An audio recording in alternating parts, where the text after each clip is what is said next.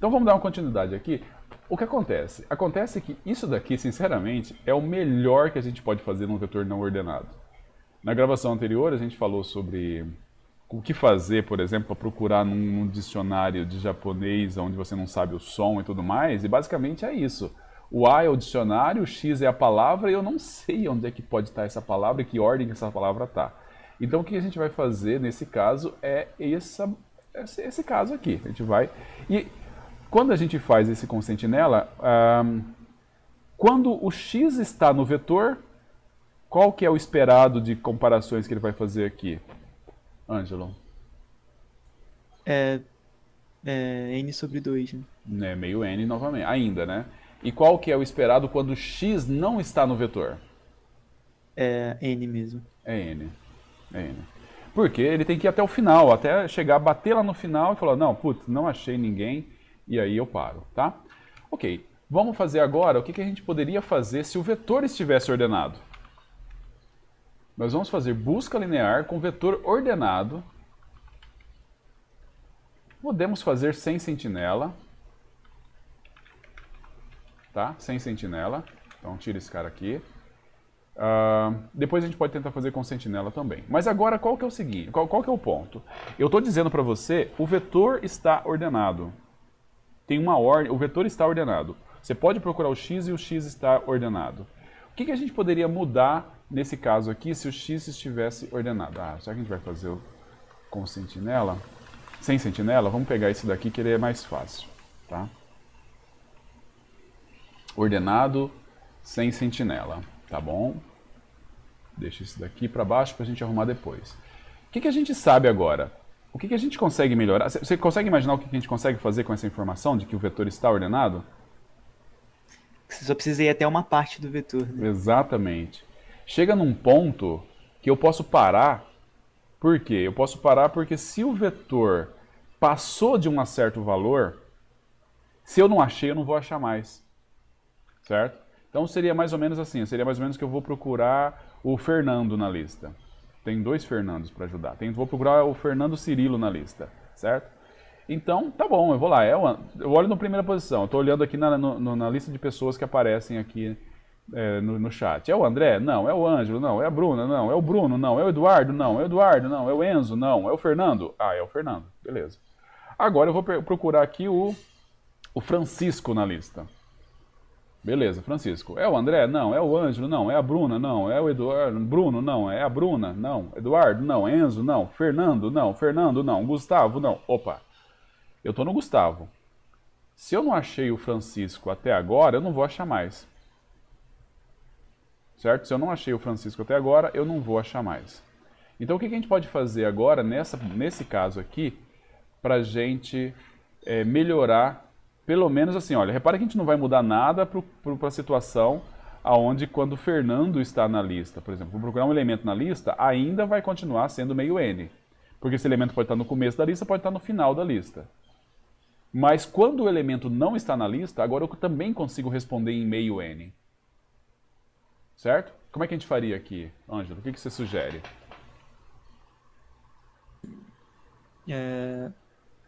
Tá, se ele for igual, aí retorne i. Repara que, bem, se ele for igual, ele retorna aí. Se eu tiver que perguntar de novo se ele é maior, eu vou fazer 2 comparações. Não ganhei, não teve ajuda aí. O que eu posso fazer?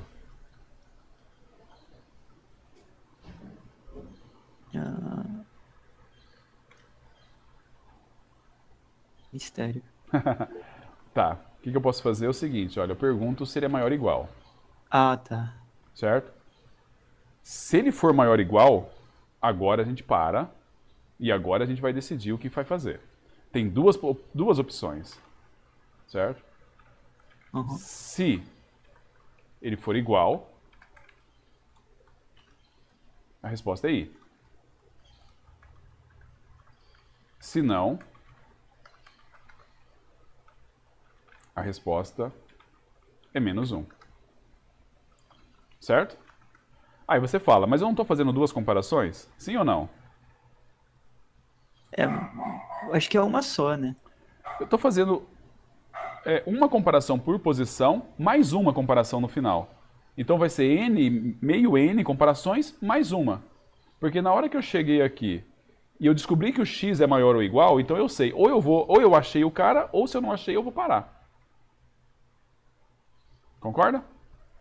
É, faz sentido. Se eu achei, tá aqui a resposta. Se não é o x aqui, então eu não achei, ele não está na lista. Posso responder o menos 1 aqui. Esse menos 1 aqui ainda acontece quando, por exemplo, eu estou procurando o Azuleide, por exemplo, na lista, e chega no final de todo mundo, não apareceu ninguém e tal, então ele vai sair, não porque o x é maior ou igual, mas sim porque ele não tem essa condição aqui, ele não atende essa condição do for, tá? Então ele tem esse menos 1 aqui. Então, na verdade, ele está fazendo essa condição do for para cada elemento. Depois ele compara maior ou igual. Aí você podia perguntar, mas maior ou igual não é comparar duas vezes? Que ele compara maior e compara igual? Não. O computador compara maior ou igual como uma operação só.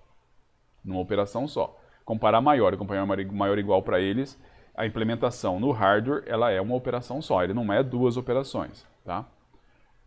A gente tem que entender isso. É a mesma velocidade. Tá, mas aí quando ele achou o cara, e o cara é maior ou igual, aí eu paro.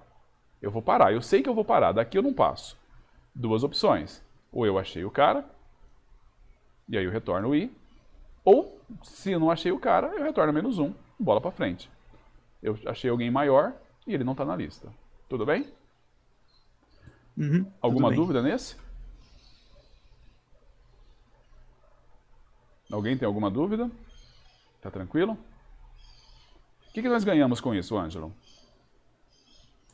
Ganhamos que ele pode parar no meio do caminho. Mesmo quando Não encontrando. Mesmo não encontrando, certo?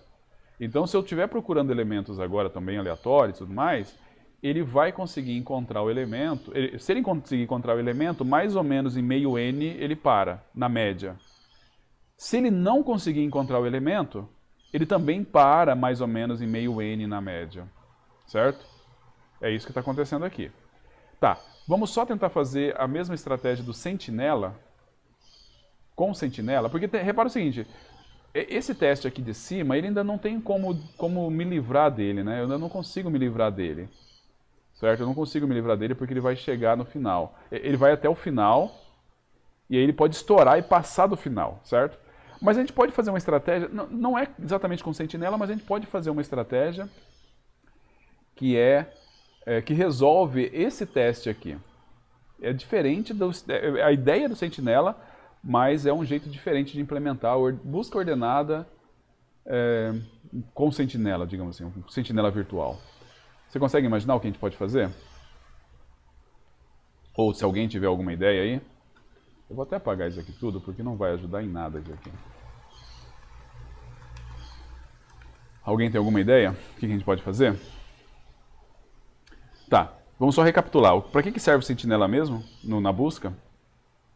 Para você fazer uma comparação só. Exatamente. E como é que eu faço? E por que eu não podia fazer uma comparação só? Porque eu tinha uma comparação adicional que era para saber se eu não passei do limite do vetor. Concorda? Certo. Então, se eu conseguir evitar, foi o que o sentinela fez aqui, olha.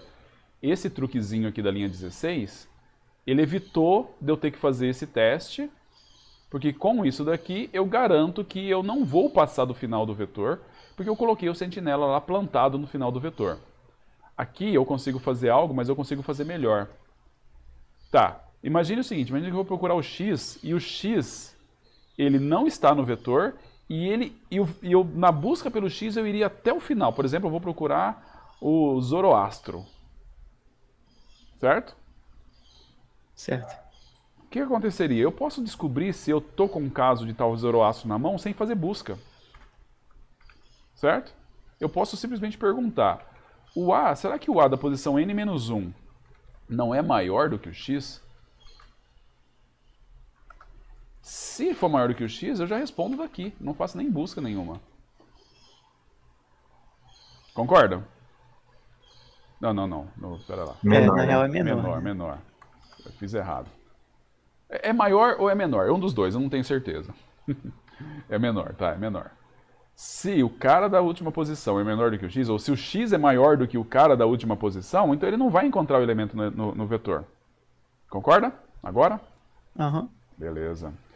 Se não, aí eu faço a busca. Só que agora, na hora de fazer a busca, eu já não preciso mais testar o final do vetor. Eu não preciso mais Verdade, testar. né? Não preciso mais testar, porque isso aí já eu tenho certeza que antes do final do vetor, ele vai encontrar alguém que é maior ou igual. Nem que seja no final, nem que seja na última posição. Certo? Porque aqui, ó, o que eu tenho aqui? Eu tenho que o cara da última posição, ele é menor, ele é maior ou igual a x. O cara da última posição. Pelo menos o cara da última posição é maior ou igual a x. Então eu posso tocar o barco aqui. Eu vou pegar, eu vou perguntar, fazer a mesma estratégia. O cara da posição i é maior ou igual a x? Se é, eu pergunto. O cara da posição i é igual a x? Se é, eu retorno o i. Se não, eu retorno menos 1, porque eu não achei. E aí tem um pulo de fé que a gente tem que ter muito grande, mas assim, nem o compilador vai acreditar na gente. Eu não preciso nem do return aqui embaixo. Concordam? O return, tipo, depois do while, você fala? É. Não precisa mesmo não, né? Eu não preciso, porque toda a premissa que eu tenho aqui pra cima é de que eu vou entrar aqui de algum jeito.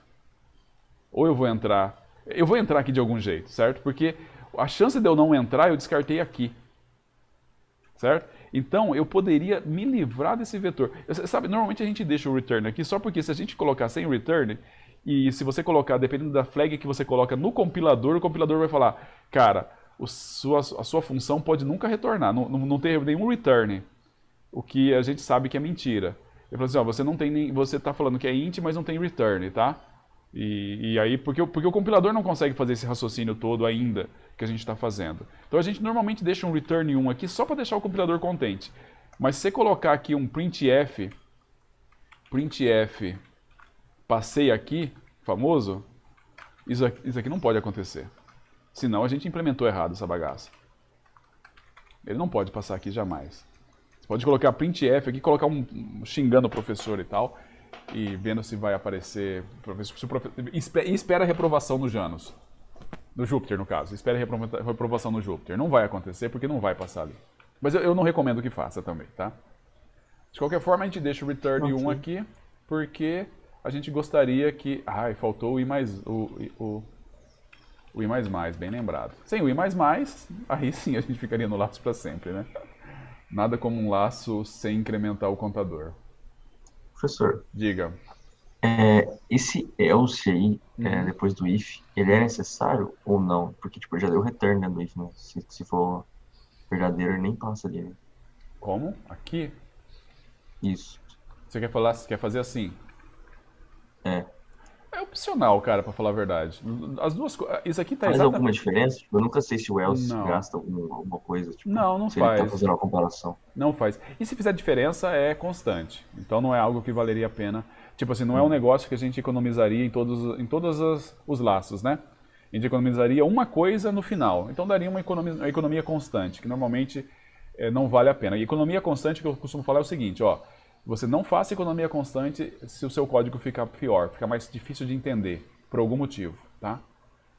Você só vai mudar o seu código, tentar melhorar o seu código, se você fizer uma economia que melhora alguma coisa linear, melhora alguma coisa logarítmica, alguma coisa assim. Se não, não inventa. Aí, só que aqui é questão de estilo. Eu, por exemplo, quando eu vou programar em JavaScript, que é uma linguagem muito boa, né? Muito bem projetada, e quando eu vou programar em JavaScript, eu costumo utilizar um programinha, um slint, que fica dizendo assim, olha, toda hora que eu salvo o programa, ele dá uma analisada e ele fica sugerindo. Então, coloque, aqui por exemplo, ele reclamaria, coloque espaço depois do while. Um monte de encheção de saco também. Só que se você se acostuma a fazer isso, o seu código, pelo menos alguns cuidados, algumas coisas no código fica legal. E uma coisa que eu lembro é isso. Se eu fizesse isso aqui no JavaScript com slint, usando a configuração que eu costumo usar, que é uma configuração do Airbnb, não me pergunte, ele falaria, você está fazendo esse return aqui, esse else não é necessário. E ele ia sugerir que eu fizesse exatamente o que o Enzo falou aqui, que é isso daqui, que é exatamente a mesma coisa. Mas, sinceramente, é questão de gosto nesse caso, tá, Enzo? Questão de gosto. Eu tô para dizer que desse jeito aqui, cara, ele é mais C. É mais como um programa em C faria, realmente. Eu não vou fazer um else porque fica óbvio que se eu não entrei aqui, se eu entrei aqui é porque eu não passei por esse return. Por que não é legal às vezes fazer isso? É quando você tem o if é muito grande, aí você tem que olhar todo mundo, sabe? Coisas assim. Enfim. Mas com isso a gente terminou. Isso aqui, olha, é a busca linear ordenado com sentinela. Quais as propriedades que nós temos desse carinha aqui? Qual que é, se o elemento estiver no vetor, quantas comparações a gente vai fazer em média? É n sobre 2. N sobre 2. A gente colocou aqui, olha, uma comparação a mais no começo. Tem essa comparação que a gente vai ter que fazer aqui também. Então, n sobre 2 mais 2, mais de novo constante. Deixa pra lá. Mas e se o x não estiver no vetor? Daí também seria n sobre 2 em média. N sobre 2 em média. Se o x for maior do que o último elemento do vetor, aí é constante. Aí ele já vai parar aqui no primeiro teste e já vai sair. Mas aqui ele vai dar n sobre 2. N sobre 2 é legal. Se eu falasse para vocês, olha, dá para ordenar, dá para fazer a busca em n sobre 5, você iria preferir, Ângelo? Tanto faz. É uma constante multiplicando. É uma constante. Mas na verdade, assim, a resposta correta é sim, eu gostaria. Porque eu estou trocando n sobre 2 sobre n sobre 5. Então eu estou na mesma complexidade, certo? Então na mesma complexidade é melhor você usar a menor constante que possível ali, né? Então n sobre 5 é melhor do que n sobre 2, certamente. Ou eu vou conseguir fazer n sobre 100, não é melhor? É melhor. Mas aí eu vou falar, e se a gente fizesse log n? Pô, aí bom demais. Aí é sucesso, né? Então, o que a gente vai fazer? Próxima gravação, nós vamos fazer essa bagaça aqui, só que nós vamos fazer uma busca em log n. E, cara, é por isso que a gente ordena vetor. A gente ordena vetor para fazer busca em log n, cara. Porque senão, se fosse para a gente ordenar vetor, fosse ordenar o vetor para fazer busca linear, não ordena o vetor. Porque afinal a gente trocou n por n sobre 2, quando o elemento não está. E aí, você não ordena o vetor de graça. Você tem um custo para ordenar o vetor. Então você está falando, pô, eu vou usar o heap para ordenar o vetor, para depois fazer uma busca linear. Então faz busca não ordenada, num vetor não ordenado, sem pagar o custo de usar o heap. Então, na verdade, a gente só ordena realmente porque existe uma maneira muito melhor de fazer a busca quando o vetor já está ordenado, que é uma busca em log n.